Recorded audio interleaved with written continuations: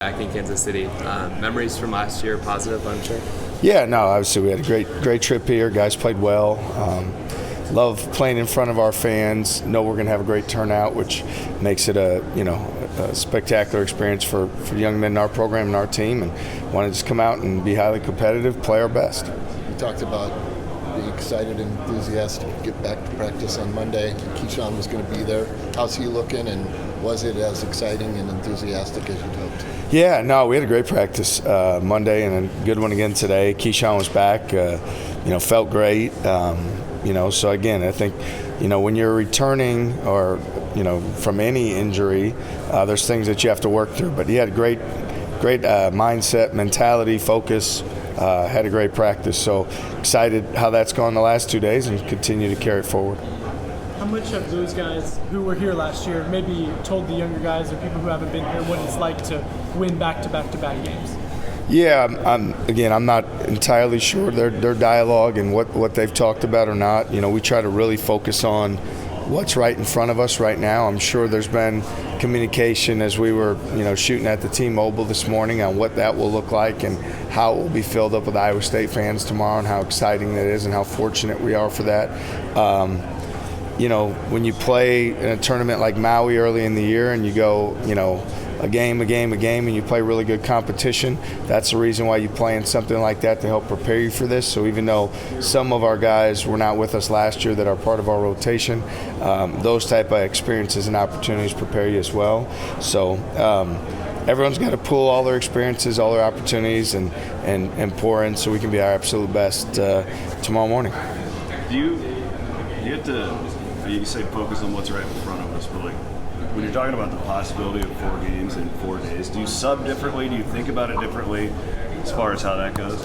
We start out, let's do everything we can to win the first game and then just take it as it comes. So there won't be anything that plays into it other than what gives us the best chance to win this game tomorrow. And regardless of who that means to play and how many minutes that is, we're going to keep our focus on winning that game when we're in the moment and then take the next one as that one comes. Obviously, you don't know precisely who you're going to get, but you're going to get either a team that played you tough at Hilton with a lot of good players, Cincinnati, or Oklahoma State, who of course got you down to Stillwater. I know you focus on you, but what kind of challenge do you expect right out of the gate against either one of those teams? Well, I'd say with both teams, both teams turned us over more than we would like. Both teams play extremely hard. They go to the offensive glass. And so there's some parallels between the two, even though their personnel is different. The seasons they had, maybe where they're at as a team. So it still comes down to us focusing on being tough with the basketball, attacking the paint and the rim, being really aggressive offensively. Certainly the pressure we put on our opponents and turnovers that we can generate to go in transition, and then the rebounding battle is always going to be an important one. And I think certainly with both teams, they're very accomplished going to the glass, and we have to be very intentional to block out and finish plays. You had numerous players earn Big 12 recognition yesterday. What's it like to see Curtis be first-team selection, Joshua be all-newcomer team, and obviously Taman and Keshon get mentioned in the third team as well? Yeah, no, all those guys. Kurt, great for him to make first team. Last year, he really emerged in the second half of league play and felt like he could have got some recognition last year and didn't. So great to see that go his way with first team and the sixth man. Credit to his hard work. With Joshua making, second team and all newcomer. No surprise. He's been as consistent through league play as can be. A guy that's not only rebounded it well and scored it well, but he's made so many plays, and then defensively, just a high steals guy as well. He very well could have made an all-defensive team based on how many possessions he finishes on the glass and with steals. And then, certainly with Taman and Keshon, who made all-conference last year, to be recognized again this year, it's a great honor for both. They've both had great moments and had some great games and been impactful in some wins. And then with Taman on the all-defensive team, we talk all the time about how he sets the tone for our defense, guarding the basketball and then getting steals. So great to see him get recognized. So all those guys, great individual recognition. Those are also team awards from the standpoint of there's a lot of guys that are out there doing the hard work every single day and then on the court with them that allow them to make those plays to get that recognition. Was Keshon's BYU game the best defensive game he's played this year? Yeah, his BYU game, I mean, that's the guy that we need defensively every game. Came out with tremendous energy and motor and got after the basketball and was so disruptive and deflections and just flying around, making multiple efforts, and doing that sets the tone defensively, and it also gets us out, in transition offensively. So I do think it was his best game defensively. 8 steals obviously stands out, especially against a team that doesn't turn the ball over that much. So that's what we need him to continue to focus on, is to be that type of a defensive menace and dictating things, and then things will go from there. And then the other, Kurt, there's like a layer to him in that Kansas State game. It felt a little bit like midseason.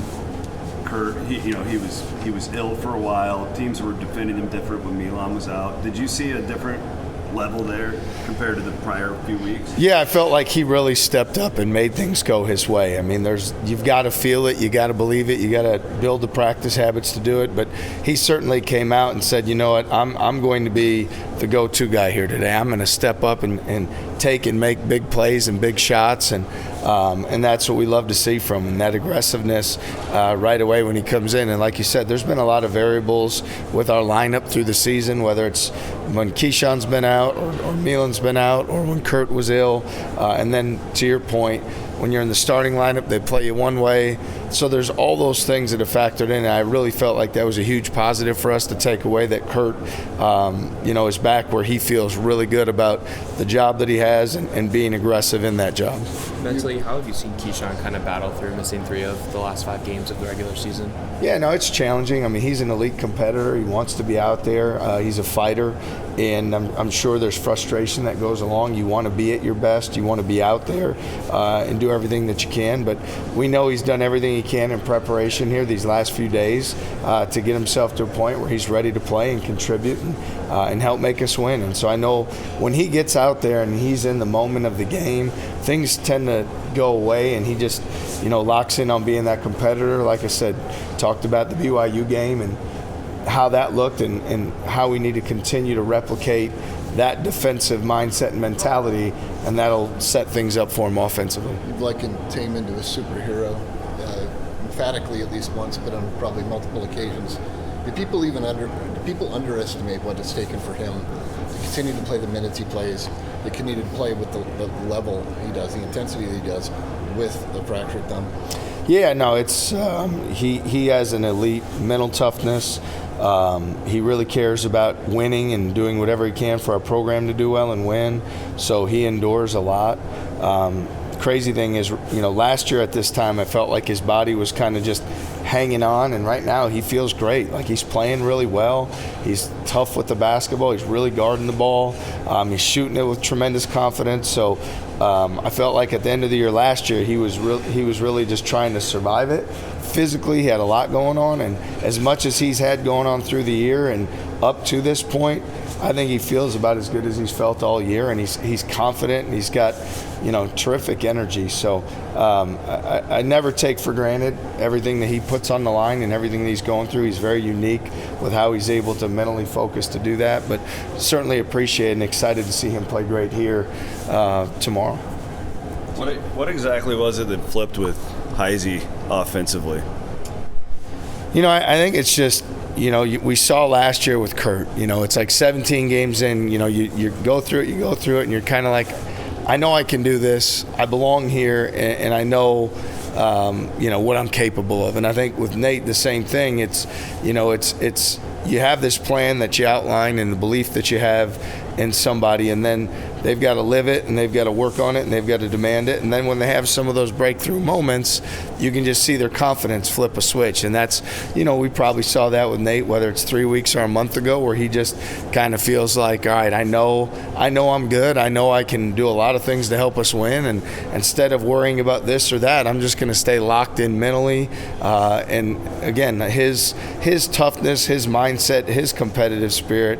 Like, he's a warrior. A lot of times he's guarding a big. Other times he's guarding the other team's best perimeter player. And he finds a way to bring out that competitive spirit. Now we're seeing it offensively as well. You saw last game at K-State, I think that first drive he had downhill right to the front of the rim was a very impactful play for our team. And then that sets things up. When shots show up, you feel great about your confidence to knock those down. He did that as well. It feels like whenever Nate does something impacts the game, it means maybe even something extra to the guys on the bench. Why would that be? Well, they see him work hard every day in practice. He's a guy, the more competitive things we do in practice, the more excited he gets. He really likes to do that. And they've seen him, have his challenges early in the year and fight through them. So I think for anybody, when you keep doing the hard work, you just keep staying focused.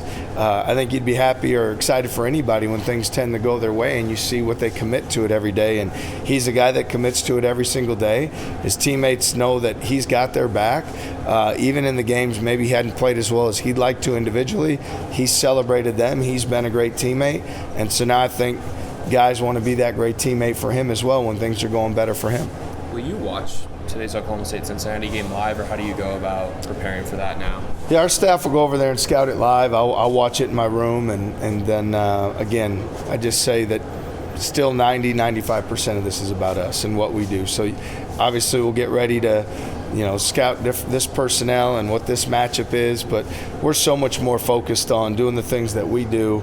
I think that really worked out well for us, that going into the Arizona game. It worked out great for us going into Kansas State. Tremendous respect for all of our opponents, and at the same time we'll be aware, we'll have this and that and things that we think will be effective, but ultimately our focus is on us playing great and being the best team we can be. TJ, kind of going off of that, as the head coach, it feels like the spotlight is on you most of the time, but how integral are your assistants to your success this year and what you've built over the last 4 years?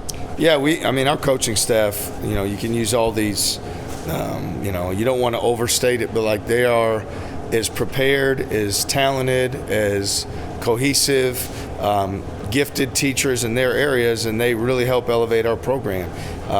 Defensively, Kyle and JR, what they've done over 4 years has been remarkable in terms of how they've implemented, schemes, strategies, and then demanded the effort in that area. And then with Schmitty and with Croft on offense, we've seen improvement every single season.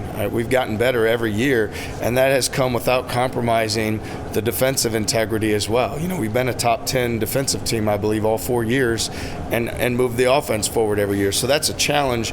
That speaks to those guys really working well together, respecting each other's talents. To me, I know how gifted they are as teachers and coaches, and so there's times where I need to take a step back and let them be great in their areas. That's what they're here for, and that's what they're here to do. And so we're really fortunate, the continuity we've had with them, the experience, the talent, what they demand, and then what people don't always know is on a day-to-day basis, the extra film they're watching with our guys, the positional work, what Crawford does as a shooting coach. So much more goes into it that those guys are doing every single day behind the scenes, but our guys know it, and they play with the confidence of knowing those coaches are invested, they care about them, and they're making them better. They're developing. We're seeing guys that get better from year to year, guys that get better from week to week, and guys that have gotten better throughout the course of the season, and our assistant coaches deserve all the credit for that.